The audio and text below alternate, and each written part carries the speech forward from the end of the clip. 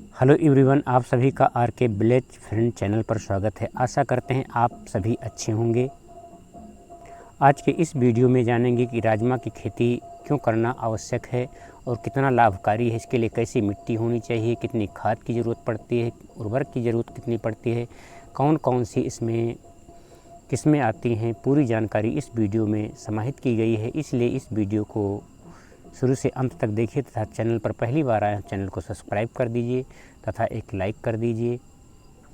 राजमा पोषक तत्वों से भरपूर एक शाकाहारी पदार्थ है। ये दलहनी श्रेणी में आता है। इसके लिए पोषक तत्वों से भरपूर राजमा का सेवन करना काफ़ी लाभकारी होता है। ये सेहत को अच्छा रखने के लिए साथ साथ हमारे पोषक तत्वों की भी कमी को पूरा करता है। भारत में इसकी अधिकतर खेती हिमाचलन प्रदेशों में की जाती है। साथ ही महाराष्ट्र, कर्नाटक, आंध्र प्रदेश, तमिलनाडु राज्यों में भी इसकी खेती खूब की जाती है। साथ में उत्तर प्रदेश, बिहार आदि राज्यों में भी की जाने लगी है। हरियाणा एवं पंजाब में भी अच्छे से इसकी खेती की जाती है। राजमा में antioxidant, fibre, iron, phosphorus, magnesium, sodium और कई पोषक तत्व पाए जाते हैं। इसीलिए इसकी मांग दिनों दिन बढ़ती जा रही है। इसलिए इसकी खेती करना काफ़ी लाभदायक होता है। राजमा की खेती के लिए जलवायु की बात की जाए तो इसके लिए 15 से 25 डिग्री सेल्सियस तापमान अच्छा होता है तथा मिट्टी की बात की जाए तो दोमट मिट्टी, वो भी हल्की दोमट मिट्टी भी इसमें अच्छा उगाया जा सकता है, जहाँ पर पानी की व्यवस्था हो तथा मिट्टी का पीएच मान 5.5 से 6 के बीच हो तो अच्छा रहता है। राजमा की बुआई का अगर समय की बात की जाए तो ये अलग अलग राज्यों में अलग अलग समय पर की जाती है। रबी एवं खरीफ दोनों फसलों में इसका बुआई की जा सकती है। वैसे हरियाणा एवं पंजाब में इसकी बुआई अक्टूबर से प्रारंभ हो जाती है। राजमा की खेती के लिए खेत को कैसे तैयार करें तो इसकी खेती के लिए पहले पलटने वाले हर से जुताई कर लेना चाहिए। उसके बाद कल्टीवेटर से 2-3 जुताई करके फिर पाटा लगाकर भूमि को भुरभुरा बना लेना चाहिए अथवा रोटावेटर से भी जुताई कर सकते हैं। और ये ध्यान रखना चाहिए कि खेत में नमी पर्याप्त बनी होनी चाहिए, क्योंकि नमी में ही उगेगा ये।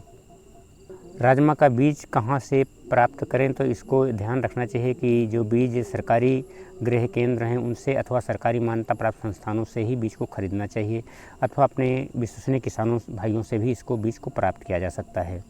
राजमा की उन्नत किस्में कौन कौन सी आती है तो मालवीय 15 आती है, जिसका पकने का समय 115 से 125 दिन में तैयार हो जाती है और प्रति हेक्टेयर उत्पादन लगभग 25 से 30 कुंटल तक मिल जाता है। और दूसरी आती है मालवीय 137, इसका पकने का समय 110 से 115 दिन लगता है और प्रति हेक्टेयर उत्पादन 25 से 30 कुंटल तक मिल जाता है। और अगली है PDR 14, जिसको उदय नाम से भी जाना जाता है।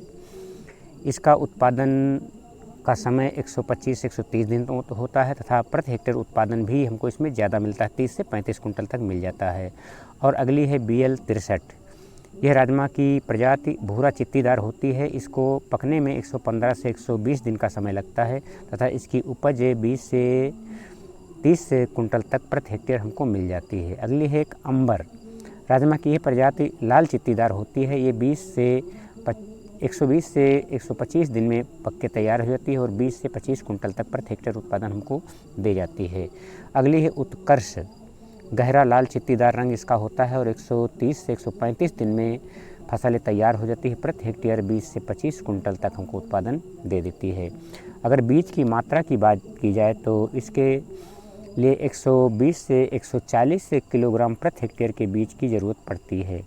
बीज के बाद आती है उपचार की बात। बिना बीज को उपचारित किए हुए नहीं बोना चाहिए। 2 से 2.5 ग्राम थीरम प्रति किलो बीज के हिसाब से इसको उपचारित कर लेना चाहिए।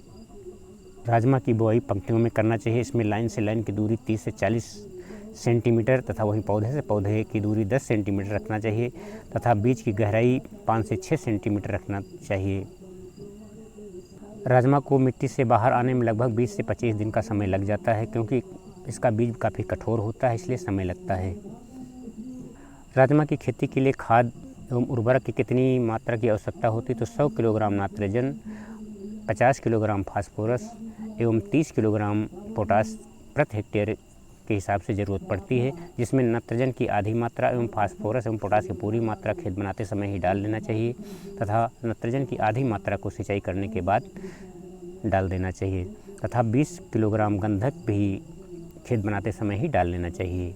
उर्वरक के बाद आती है राजमा की सिंचाई। वैसे 2 से 3 सिंचाइयों में ये फसल हमारी तैयार हो जाती है। पहली सिंचाई बुआई से 4 सप्ताह बाद कर देना चाहिए। उसके बाद निराई गुड़ाई करने के बाद फिर 1 माह के अंतराल पर सिंचाइयाँ करते रहना चाहिए।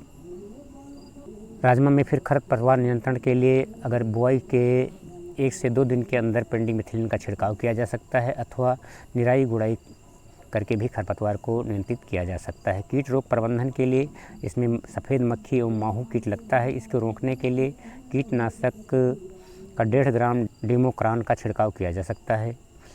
वही राजमा में मोजेक भी देखने को मिलता है। इसके लिए कीटनाशक के साथ में ही यदि हम डाइथेनियम 45 या 78 का भी घोलकर छिड़काव कर देते हैं तो दोनों रोगों एवं बीमारियों से हमको छुट्टी मिल जाता है तथा कीट भी खत्म हो जाते हैं। अब बात आती है जब हमारी फसल तैयार हो जाती है कटाई की। कटाई के लिए 120 से 130 दिन में हमारी फसल तैयार हो जाती है, जिसको काट करके धूप में 2-3 दिनों तक सुखा लेना चाहिए। उसके बाद इसकी मड़ाई करके दाने को निकाल लेना चाहिए। राजमा की पैदावार की बात की जाए तो 25 से 30 कुंटल प्रति हेक्टेयर उत्पादन हमको मिल जाता है तथा कीमत की बात की जाए तो 120 से 150 रुपये प्रति किलो तक हमारा आराम से बिक जाता है तथा इसको हम बेचने के लिए मंडियों में भेज सकते हैं तथा आढ़तियों हमारे पास आकर के स्वयं ले जाते हैं एवं इसको ऑनलाइन भी बेचा जा सकता है।